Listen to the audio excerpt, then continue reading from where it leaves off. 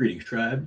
No Peace Underground has picked up right where they left off in December. Tonight was Memento Mori. It was live on IWTV. Kicked off with Pero, who, if I'm remembering correctly, has been the opening match like the last 2, if not 3 shows. I'm not sure, but I mean, you know, and hey, Pero's a hell of a way to kick stuff off, man. Him taking on Brandon Kirk, who was with his wife, Allie, or Casey Kirk, whatever she is. And of course, she comes out, causes a big distraction to start things off, giving Brandon Kirk a head up. This had kind of a 3-part ending as Pero slammed Kirk onto a pallet covered in light tubes, followed by a senton on same pallet. Then, picking up Casey Kirk, using her as a weapon, power bombs her into Brandon Kirk twice, then chucks her through the crowd into the wall, picks up Brandon Kirk for a driver, and the win. Pero is a big, meaty man, and he brings the heat. We need to see more Pero.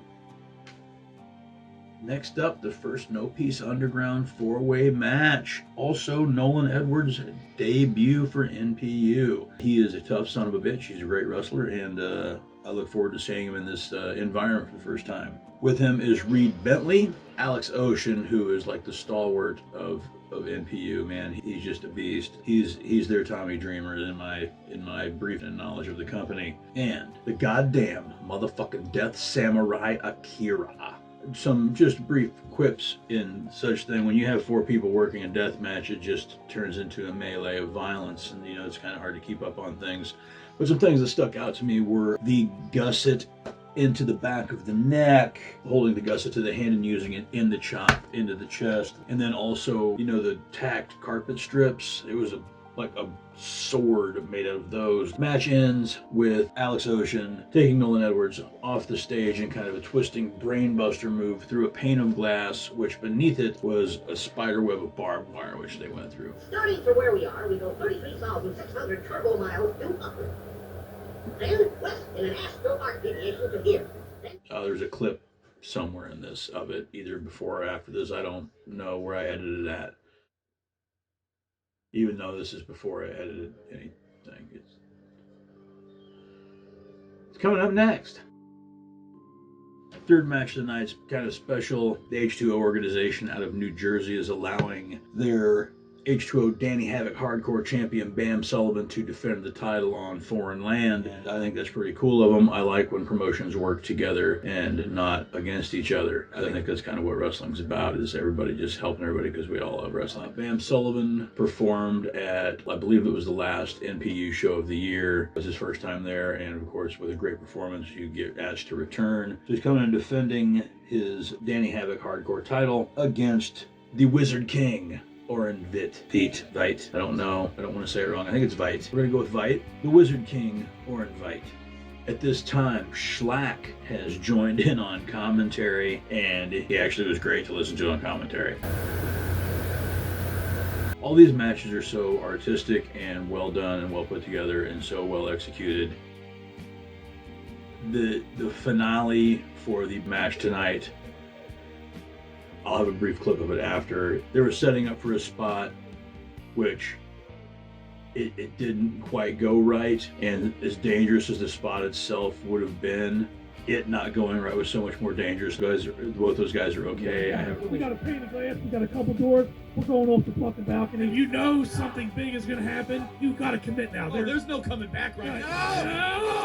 Oh my fucking God! There is no fucking way those guys are all right. After the match, Oren cut a great promo. It was really heartfelt. Hope they're okay. I know they're going to be hurting tomorrow. I just wish them well and appreciate them taking that kind of risk for our entertainment.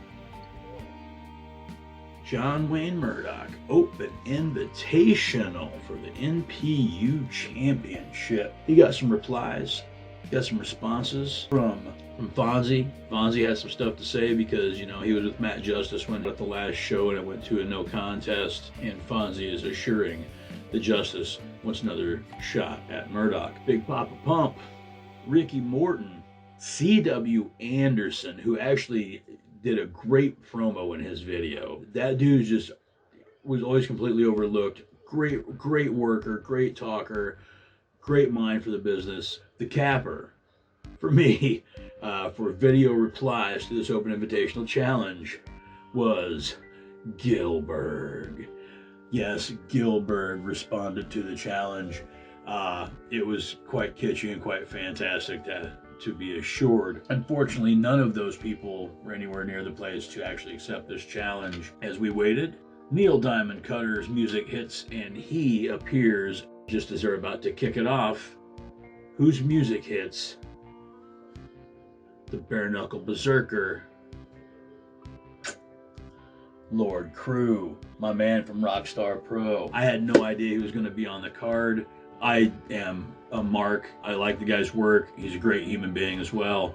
And so to have him pop up unexpectedly was just nice. So this turned into a three-way for the title, and it was damn vicious and damn brutal. Neil Diamond Cutter, back at the body count battle royal, he was in that match for nearly 60 minutes, and it's not like 60 minutes where he's taking a nap at the side of the ring for 45 of it, like, you know, a Royal Rumble thing. This is like he was working the entire 60 minutes. He is a machine, and he's got a great mind for the deathmatch stuff. At one point, there's mousetraps introduced, and I know one got put on Crew's tongue. And I'm not so sure they don't even actually put some of the bait cheese on the mousetraps that they use at these shows, which I think is just a nice little touch of gross, which I like. Anyway, in the end, Murdoch gets the win.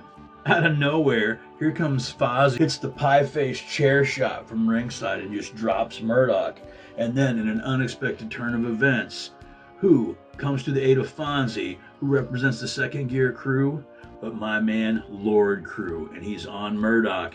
And I don't know if he's part of SGC now or not. He'd be, I think, a great fit for that clique, club, organization, faction, whatever you want to call it, group. I think he'd be fantastic for it. After the fact, Murdoch then sends out the challenge to the Second Gear crew for the show next Saturday. And it will be the Rejects versus SGC. That match will be Matthew Justice, good old Manser Mance Warner, and the Cornbelt Cowboy, one called Manders. All I can say is grab some corn, sit back and watch the damn show for that one, buddies. Strap on in. Atticus Kogar, the Silver Teeth Satan, taking on the Iron Demon, Shane Mercer. Mercer comes out with a metal flail that looks like a metal razor spine thing that he's swinging around like a damn whip. I haven't really ever got a good look at it, but it just looks like fucking pain. Kogar's part of 44-0. They're heels, people don't like him, but man, the guy's goddamn good, and he is a deathmatch artist. I'm gonna say that. I don't care if there's people who don't agree with me, whatever. That's fine. I know he's part of a fucking bunch of jackasses, but the man is good. Mercer is being the beast that he is, should have physically destroyed Kogar, but Kogar, being the brain that he is, gets the win after taking the flail, wrapping it around Mercer's head, and then basically giving him like a Miz-like skull-crushing finale through a table, screaming at the camera, asking Masada where his receipt is for the attack he perpetrated on Masada at the last show. He has been trying to get a match with Masada and doing everything he can to get a reply. Well, he got his reply. Masada attacks from the side and goes after Kogar. Before he can skewer Kogar, RSP comes out, and they slowly transition into the RSP Masada match. That is the main event. RSP is so goddamn good. And again, it's just, I know he's the trash man. Man, he's good.